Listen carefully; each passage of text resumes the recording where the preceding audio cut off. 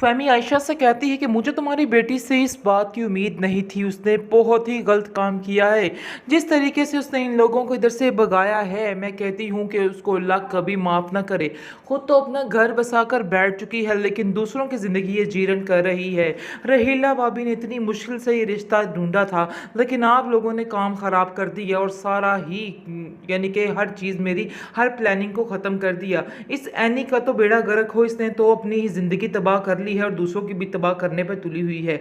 आगे से आप देखेंगे कि आयशा कहती है कि ये तुम्हारी गलतफहमी है कि रहीला तुम्हारे लिए कुछ अच्छा कर सकती है। वो तुम्हारा कभी भी अच्छा नहीं सोच सकती, बल्कि तुम्हारी राह में सिर्फ और सिर्फ कांटे ही बिछाएगी। ये तुम्हारी बहुत बड़ी भूल है। जो कुछ तुम उसके बारे में सोच रही हो ऐसा हरगिज़ नहीं है। वो तुम्हारा कभी भी साथ नहीं देगी, बल्कि तुम नहीं समझ रहे कि उसने किस तरह का रिश्ता तुम्हारे लिए देखा।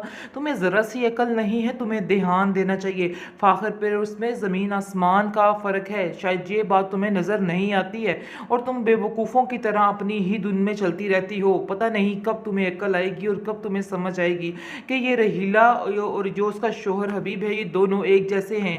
तुम्हें बार बार समझा समझा कर भाभी भी थक गई हैं, लेकिन तुम्हें समझ नहीं आ रही कि अभी ये सही वक्त नहीं है। तुम्हें थोड़ा सब्र करना होगा, सब्र करोगी तो उसका फल भी मीठा होगा। वो हम खुद सब मिलकर तुम्हारी बेटी के लिए रिश्ता देखेंगे और सारा मामला संभाल लेंगे। तुम्हें परेशान होने की कोई ज़रूरत नहीं है।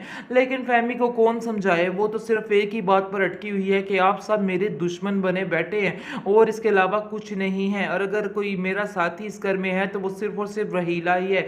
रहीला ही है जो सोचती है मेरे बारे में और सारा कुछ मेरे बारे में कर रही है, वरना आप लोगों को तो बिल्कुल भी मेरा ख्याल नहीं है और ना ही मेरी बेटी का कोई ख्याल है। इसको सुनकर आयशा कहती है कि तुम्हें शर्म आनी चाहिए। आज तक सारा कुछ तुम्हारा ज़हीर भाई करते रहे, लेकिन फिर भी तुम्हें कोई भी शर्म नहीं है। तुम उनके बच्चों का ही ख्याल कर लो, उनके बेटे का ही थोड़ी इस बात की कदर कर लो कि उन्होंने तुमसे कितना प्यार किया। अपने घर में काफ़ी ज़्यादा खुश है और आयशा को कहती है कि आप बेफिक्र हो जाए, मैं कभी भी इस रिश्ते के दरमियान नहीं लेके आने दूंगी। जो हमारा रिश्ता है वो हमेशा के लिए ऐसे ही रहेगा। दूसरी तरफ आप देखेंगे कि बहुत ज़्यादा साथ दे रही है एनी का उसकी सास और कहती है समीना कि तुम फिक्र मत करो, मैं तुम्हारा हमेशा साथ दूंगी और तुम ये कभी भी मत समझना कि हमारा रिश्ता बदल चुका है या हबीब की वजह से हमारे दरमियान इख्तलाफात बढ़ जाएंगे।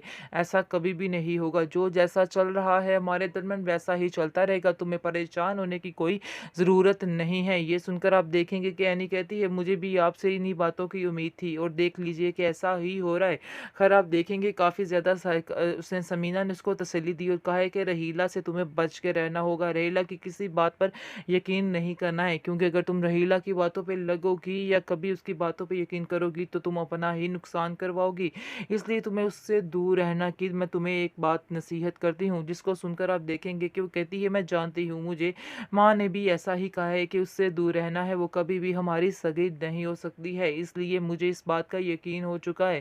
खैर मैंने भी उन्हें कई दफ़ा आजमाया है, आजमाने की कोशिश की है और मैंने यही देखा है कि उसने हमेशा मुझे कोई ना कोई गलत काम पर ही लगाया है, कोई ना कोई गलत बात ही कही है। इसलिए मैं अब जान चुकी हूँ कि क्या हकीकत है और क्या नहीं है।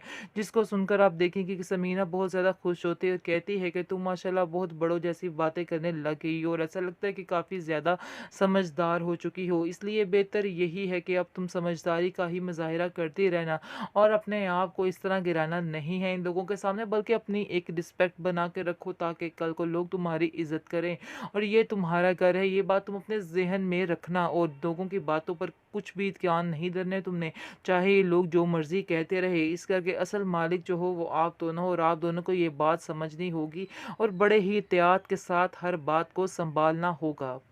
जैसा कि रहीला को डॉक्टर ने कंप्लीट बेड रेस्ट का बोल दिया है, इसका मतलब है आसार कुछ ठीक नहीं लग रहे हैं। कोई ना कोई गड़बड़ ज़रूर है और ऐसा ही होगा कि कुछ ही एपिसोड्स के बाद उसका काम तमाम हो जाएगा और सारा गुस्सा हबीब को आ जाएगा। आयशा पर कहेगा कि तुम्हारी वजह से ये सारा कुछ हुआ। हमें इतने सालों के बाद खुशी मिलना नसीब हो रही थी, लेकिन तुम्हारी नज़रें हमें खा गई, क्योंकि रहीला उसका दिमाग भर देगी कि इसने जानबूझकर ये सब कुछ किया है और सब कुछ करवाने की कोशिश की है, क्योंकि ये ऐसा कभी चाहती ही नहीं थी कि मैं इससे आगे बढ़ जाऊँ। इसलिए इसने ये सारा कुछ किया है, जिसको सुनकर आयशा कहेगी कि मेरा खुदा जानता है कि मैंने कभी किसी का बुरा नहीं चाहा। हाँ, अगर तुम बुरा करती हो तो तुम्हारे साथ खुद ही बुरा होगा, इसमें मेरा कोई कसूर नहीं है। जहाँ तक रही बात मुझे छोड़ने की, तो मेरे साथ समीना भाभी हैं। मुझे इस घर से कोई भी नहीं निकाल सकता, क्योंकि असल में अपनी बच्चियों की वजह से रहना चाहती हूँ, और मेरी बच्चियों के पास से मुझे कोई दूर नहीं कर सकता है। ये समीना भाभी ने मुझसे वादा किया है। जिसको सुनकर हबीब कहता है कि तुम्हें जिस चीज़ का ज़्यादा गुमान चढ़ा हुआ है, देख लेना एक दिन वो भी उतर जाएगा, और बहुत जल्द तुम्हें तुम्हारी ये समीना भाभी छोड़कर भी चली जाएगी। फिर तुम्हारी अकल ठिकाने आएगी और तुम्हें समझ आएगी कि आखिर किस पाँव बिक रही हो।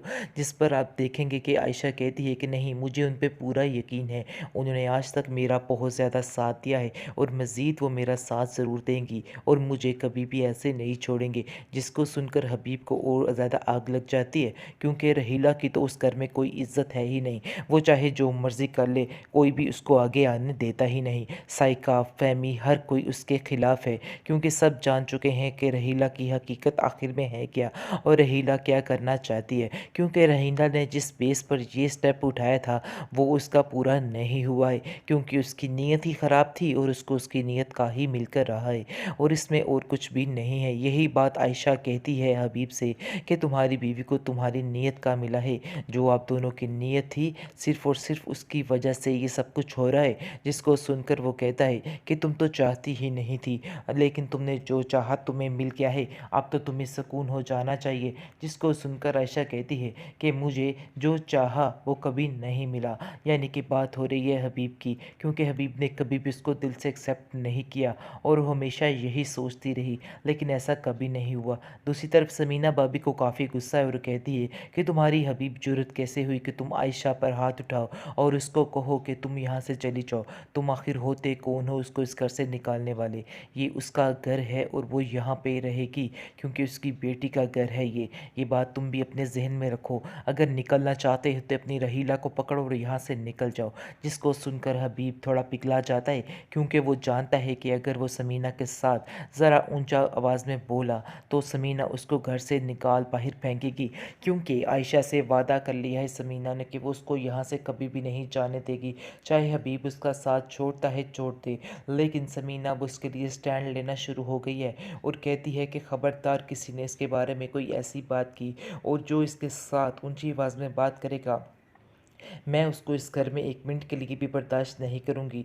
ये बात अब रहीला को भी समझ आ चुकी है कि उससे थोड़ा नीची आवाज़ में बात करना है, क्योंकि रहीला जिस प्लानिंग के तहत चल रही थी, वो उसकी प्लानिंग जो है फ़ेल हो चुकी है। इसलिए वो अब बहुत ज़्यादा परेशान हो चुकी है कि आखिर वो अगला हरबा कौन-सा इस्तेमाल करे, जिसकी वजह से सारा काम ख़राब हो। क्योंकि उसने इन सारी एपिसोड्स में यही कुछ तो किया है कि आखिर कौन-सी प्लानिंग नहीं की जाए, लेकिन उसकी कोई भी प्लानिंग कंप्लीट नहीं होती है, और सारी उसके ऊपर ही मज़ीद आकर गिर जाती हैं। इस चीज़ का उसको अंदाज़ा नहीं हो रहा है, लेकिन बार बार वो लोगों की ज़िंदगी को अचीरन करने में मसरूफ़ हो चुकी है।